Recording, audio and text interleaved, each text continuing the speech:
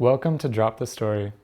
I'm here today with Leiven Hwang, and he is an excellent human being that I'm super inspired for you to meet. Leiven is a fusion of master planner, building and interior designer, product designer, entrepreneur, dancer, and teacher.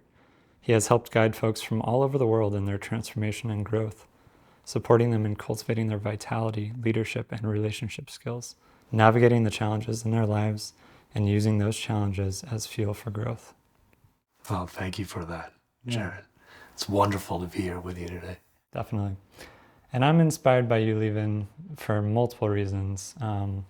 We met doing men's work, and that is a container where men get together and are able to drop the facade, It's so important. Yeah. And actually get past that surface level barrier that we're so often, just on in life with one another, and go a bit deeper and actually acknowledge, what's going on in our lives and how we are showing up and how we would like to show up. Out of all the men that I've done work with, you're one of the leaders of the pack. Wow. Yeah. Well, thank you for that beautiful and honoring reflection, Jared. I receive that fully and with deep appreciation. Before we get any further, just want to, start in the present moment. How are you feeling today? Where are you at? Oh, wow. Thank you for asking. In this moment, I'm feeling very everywhere. I'm about to embark on a journey to Taiwan, and then from there to many other places before returning to Maui in about mid-August. And at the same time, I've only just landed into a new home with new tenants, some of whom haven't moved in yet. And so what would normally be the place where I'm grounded, or most grounded, and feel perhaps the most stability, is not that foundation just yet. And that foundation is actually asking of me to attend to it and to finish a few pieces of it before my being can feel settled for this coming journey. And then there's also all those aspects of preparing for the journey, which is taking my attention, away from fully being here as well, because there's all these aspects of preparation. And of course, the projections that inevitably come up with, well, what's going to unfold in this journey, and what are the expectations there, and what are the possibilities? Well, I appreciate you taking a little bit of time just before you're about to travel. I know that's sometimes stressful. Yeah, absolutely. No, it's such an honor and pleasure to be here and to have your invitation to be in this conversation together. That leads me to wondering what comes up for you when you get invited to share about yourself? Love this question. What comes up for me is, well, first is an initial impulse in the mind for, oh my gosh, what do I have of value to say? And then I notice very quickly I'm able to drop that question and land into my body and the excitement that my body then feels of being seen and then being invited to show up a little more. And from there, I'm then able to just open to the feelings and emotions that are alive in that moment for me to share, and then to simply speak from that place.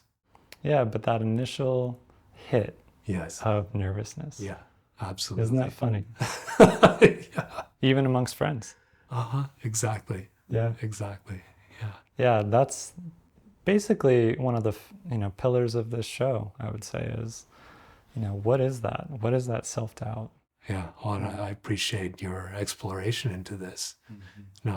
I feel, if I may speak for myself, I feel like it comes from, really, lifetime and, well, generations of conditioning, to not show up too brightly, not show yourself too brightly. There's so many cultures that have some saying around, the blade that stands the tallest is the one that's going to get cut. Right? And so I feel like most of us carry some measure of that conditioning of, don't show yourself too much. And so this invitation of, well, how are you in this moment? Or can you tell me a little bit about yourself? Meets that initial barrier of the conditioning, I feel. At least that's what I feel happens for me. Yeah, definitely. And there's also that kind of initial, wondering of like, am I enough? Am I good enough to, give someone else something? Yeah. Do I have anything to offer? Exactly. Real value? Exactly. And what can be so beautiful is that, rather than looking or experiencing these initial moments of uncertainty as something that we need to push away or something that we need to completely dissolve, we can instead look at them or feel them and experience them as invitations. Right? Like, oh, here's something that feels different. I'm noticing it, and now what's the invitation? And just in that moment of awareness and in that having that intention to be curious, for me then opens up what can be so flowing and beautiful to follow afterwards. Absolutely. Yes. So you are on your way to Taiwan. This is not where you were born specifically. No, I was born in Houston, Texas. And through going to university in California, I then ended up in Taiwan for over 25 years before moving back to the United States and eventually here in Maui. Yeah, and your family's in Taiwan, some of them at least. My mother still lives in Taiwan, and she's nearing 80 now. So part of the reason why I'm now choosing to spend about half my time in Taiwan moving forward is so that I can have some more time to be with her.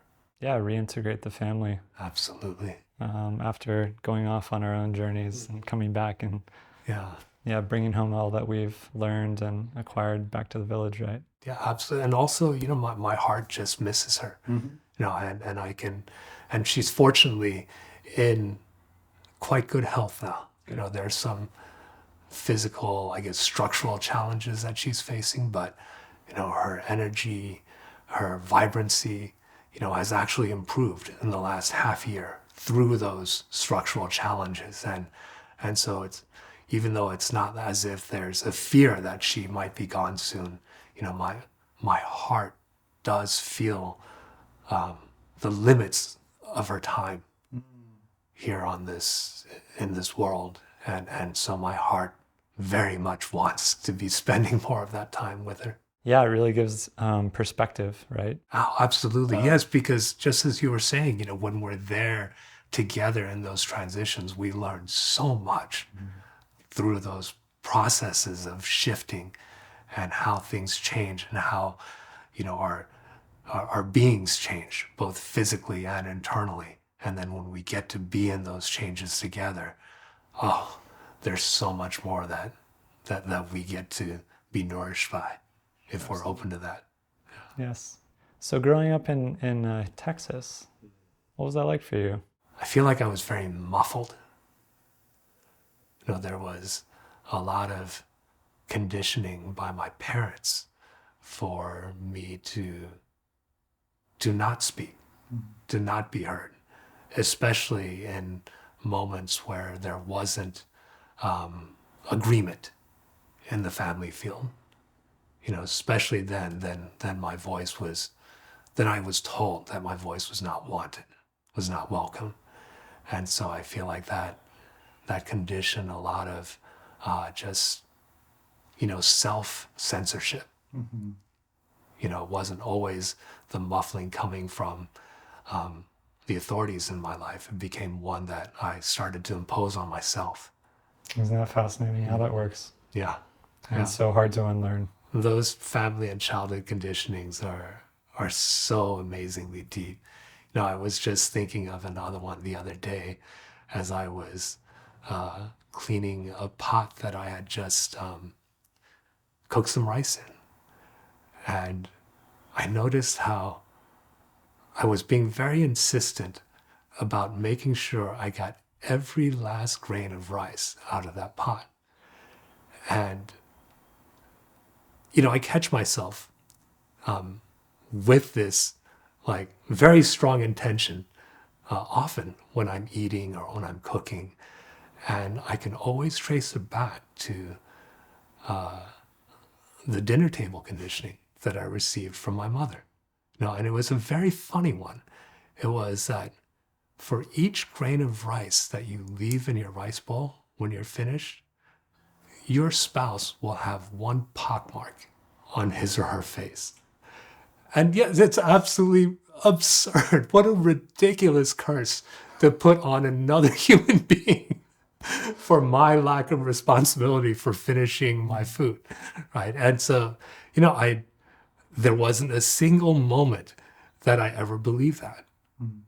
And yet, simply by the fact that I heard it so many times, it's ingrained in me in this unexpected, almost uncontrollable way. Wow. And if that sticks, Uh-huh. imagine what else sticks. Exactly, because there's so many other things that I actually did believe, you know, or that were reinforced in my external reality. You know, like when, for instance, when I would talk back to my parents when I'd already been told to be quiet, right? You know, there'd be a very real, physical, external world result that would reinforce that. And yet, here's this other thing that in no way landed within me, and yet it's within me. As you were growing up and being raised in what sounds like sort of a strict upbringing, what did you find yourself attracted to? What were your interests, or did you even have a dream of what you might become? There was a lot of fantasy gaming. I played all kinds of role-playing games, these very complicated board games. And I have a wonderful older cousin. He's 4 years older than me, and his younger brother is almost my same age. And you know, I know there's so many stories of the older brother or the older sibling, you know, completely rejecting and wanting to keep away the younger ones. Not this older cousin. He almost always took my younger cousin and I under his wings. When he would be gaming with his friends, he would invite us along. And so yeah, it was a very nurturing environment, not just for my imagination and not just for,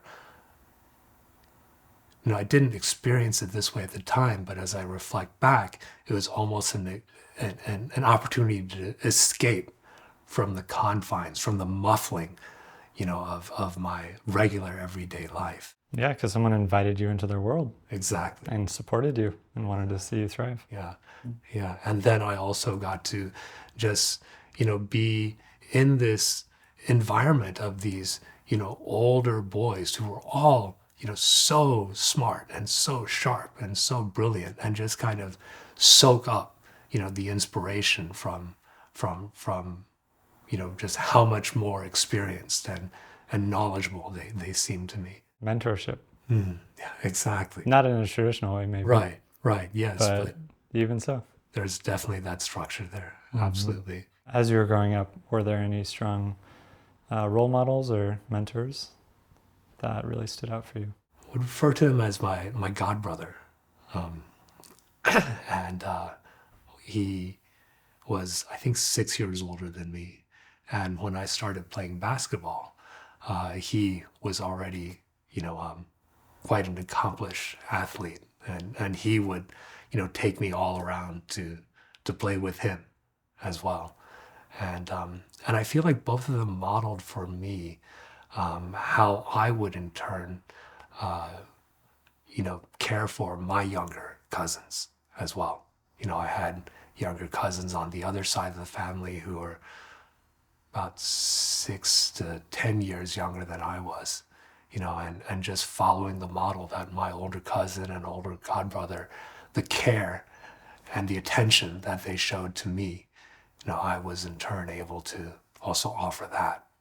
Aside from basketball and board games, Yeah. What else was kind of catching your eye or interest, or if there was a dream? The other activity I greatly enjoyed as a child was building things. All of my favorite toys were like Legos, Erector set, Lincoln Logs, Tinker Toys. I think around the time I was 7 or 8, I got this present. It was a set of giant Tinker Toys. And the large green sticks, I think, were about 2.5 feet long. So I could actually build structures that my friends and I could then climb into, and my father was an architect. And I think all this playing around with these toys where I got to build things and put things together, very kind of naturally inspired that desire and eventual passion to be a building and interior designer as I am now. Epic. Yeah. And so when I remember when I was applying to universities, it was after doing a summer internship at my father's architecture firm that I realized, oh, okay, I really enjoy this. And that's what cemented my decision to, enter university with a major in architecture. And, that I feel like would be the first so-called dream, that I had about my adulthood. Following in your father's footsteps. Yes, yes. Sounds like he was a mentor as well, or a role model. I don't know if I can actually say that. My father, I definitely felt his love and care and affection, and occasionally his discipline. That's usually the stuff we remember. Yeah, exactly. But he was very often away. He was a very successful architect. And so he was so often off on business trips, meeting with clients, dealing with projects. And I don't feel like I ever, in my youth, got much of an idea from him about what being an architect actually involved. And he wasn't even the one who asked me to intern at his office. It was my godfather who suggested to me, hey, Leiven, your father's a very successful architect. You might want to just come and spend some time in the office, and see what it's like. And so I took him up on that suggestion. And that's what planted the seed. But my parents were both very hands-off in terms of, allowing me to explore and to make decisions about what I wanted to do. That's a gift. Very, very grateful for that. Can definitely be the opposite way. Absolutely, yes, especially in many Asian American families, where... Doctor, lawyer, Exactly. astronaut. Yeah, exactly. And the required musical instrument that you have to dedicate yourself to. Yeah. The thing that strikes me about your, draw to create things, to build things, to create spaces for people to gather in and feel safe in and feel as home, has led you down a really interesting path of, now I've heard you're making temple spaces and you're making like these like sacred containers. I'd love to hear a little bit about that. Thank you. Thank you for bringing this piece up, Jared. Yes, this is actually, I've been blessed to be involved with these kinds of projects for quite some time now, actually. They don't come up frequently. And I think the first possibility for a temple that I was invited to co-create was maybe about a dozen years ago. And it was to be this temple dedicated to the Bodhisattva Ksitigarbha on Chongming Island, just off the coast of the city of Shanghai. And from there, there have been several other opportunities to design these kinds of, sacred containers, that really focalize the connection to, a larger presence in our lives for many devotees, pilgrims, seekers, that would come to these places. At what point did you realize that that was a path for you? Because going through traditional architecture school Right. is so different Oh, absolutely. Yes. than creating sacred spaces. Obviously, there's overlap. Yeah. But I'm curious about, at what point you really felt the call to kind of blend your own, transformational journey with your vocation. I think it was with that first temple project on Chongming Island. I remember as I was in the process of that design unfolding through me, it just became very clear that my own journey of transformation had there's so much juice flowing from that would then inform how the design, how the vision for these spaces unfold. And also, how these spaces might be presented in unexpected and hopefully transformative ways for the people who would come and gather in these places. And just as a specific example, a traditional Chinese temple, whether it's Buddhist or Taoist or Confucian, typically has many layers of gateways that you step through before you reach the sacred heart of the structure. And what came out from that temple was to shift that experience so that as soon as the devotee or pilgrim stepped through the gate of the complex, they would immediately come face to face with the compassionate visage of the Bodhisattva, welcoming them in and letting them know that they are held, that they are loved, that they are safe here. Well, I'd love to hear a bit more of your vision of why these types of spaces are important. And, if you could write the script, what would our world look like? How would it be transformed by having more of these spaces? Oh, that's such a beautiful question, Jared.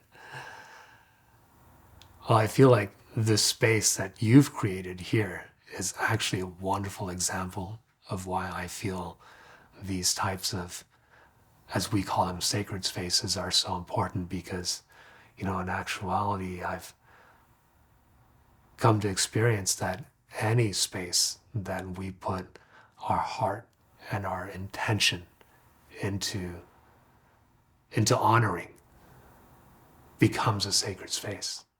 And I feel your heart and your care, your attention to detail and your intentionality as we're in this space together, and it feels safe and it feels expansive, and yet it feels so cozy all at the same time.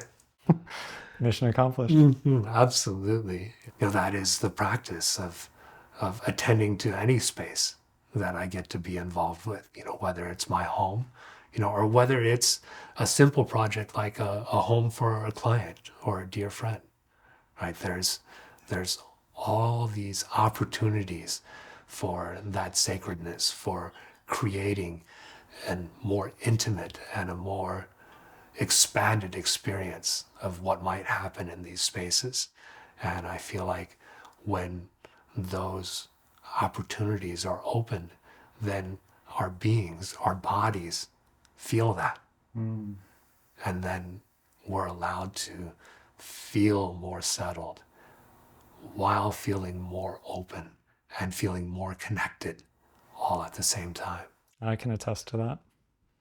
I've been in retreat spaces where you walk in the door of the dojo or the temple and immediately you're just like washed with a sense of like reverence and calm and trust. You know? Yes. And then to take it a step further, you have a wise and potent leader who's facilitating Yeah. and inviting people into their hearts, into their bodies to, work through whatever is in the way so that we can become more of who we are. Beautifully put, man. Yeah. Ultimately, that is what this show is about, is learning, how people step through that illusion of not enoughness so we can become the legend we're meant to be. Yes. Right? I love that line. Yes. Well, in our men's work, we have a brother named John, and every time I've heard you speak in circle, he just mutters to himself. He's like, legend. So he actually gave me the inspiration. Oh my gosh.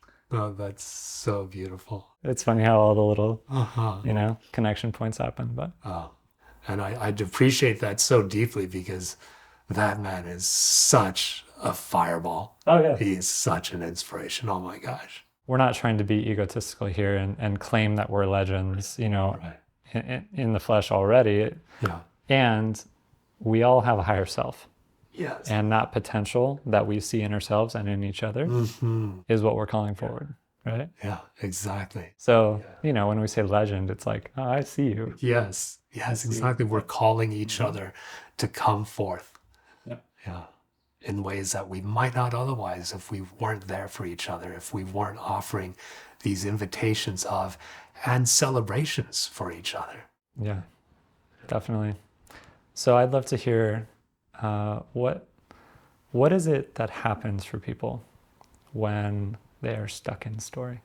When I'm in story, I can almost feel my mind and how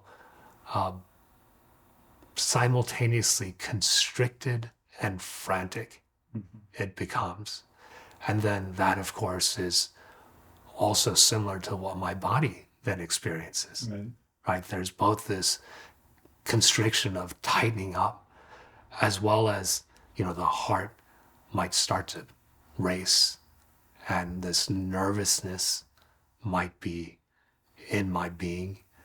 And it's definitely not a comfortable feeling. Even talking about it makes me remember that feeling. Yeah. Because, we think it's not present, but it's only like one impulse away or one trigger away, shall we say. Exactly. From showing back up. And, exactly. Yeah. When we do meet it, though, when we, acknowledge, oh, that's my critic, or that's my limiting belief, and we're able to move through it and take, courageous action. On the other side of that, what's that feeling like? Oh, there can be such joy and so much gratitude. And I feel like for me, a lot of what naturally arises for me is a very beautiful gratitude. Even for those moments of story that might have just been there, that those moments are part of my own process of working through something, that so that as I'm able to let go of the story and open my awareness, open my physical sensations to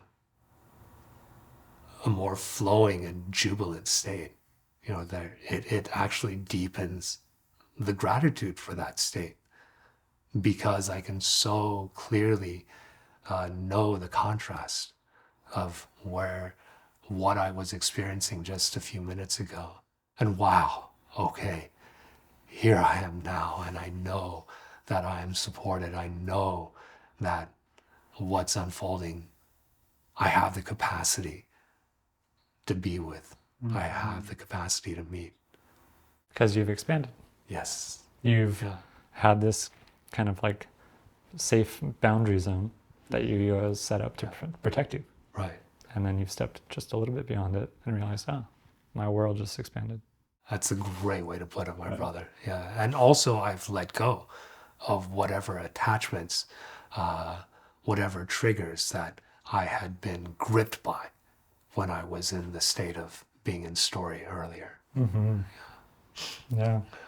And yeah, I guess, as we put those two pieces together, that, what had been preventing me from expanding was actually my own clenching.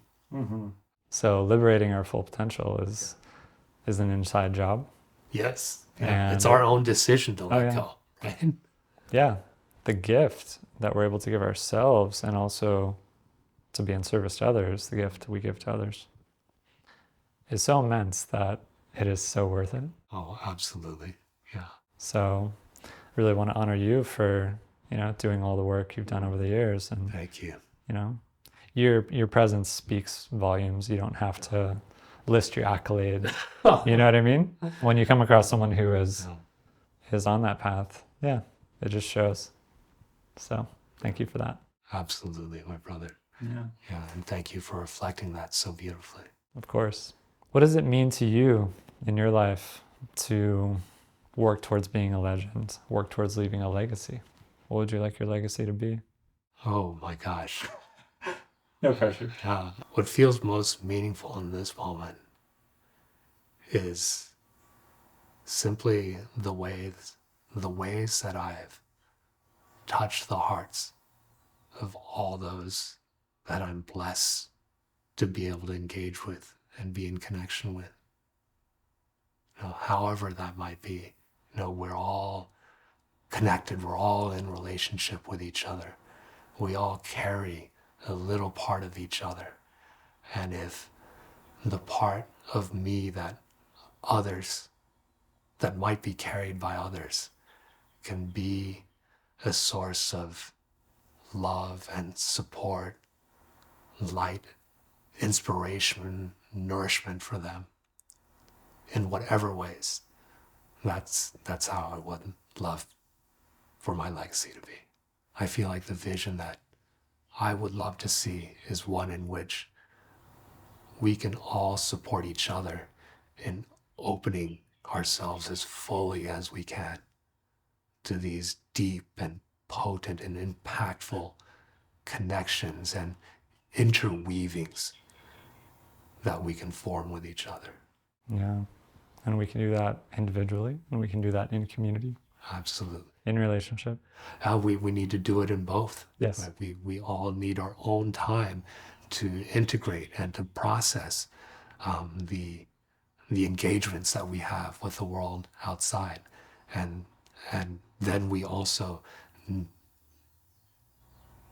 in those engagements with the world outside and other beings, then we have all these nourishments and inspirations and unexpected openings that might be there for us.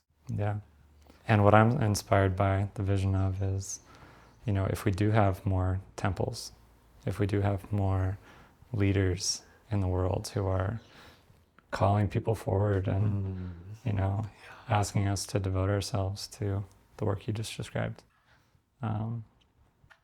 Wow, that would be such a bright and inspiring reality to live in. And it's already happening. Absolutely. So yes. I'm really just calling it out as something that I appreciate in my life. And I really honor those people who are serving as the guides and the torchbearers. And awesome. Yeah. Awesome, my brother. And I'm so grateful for this space of a temple that you've created, a temple for these deep and beautiful conversations. So thank you, my brother.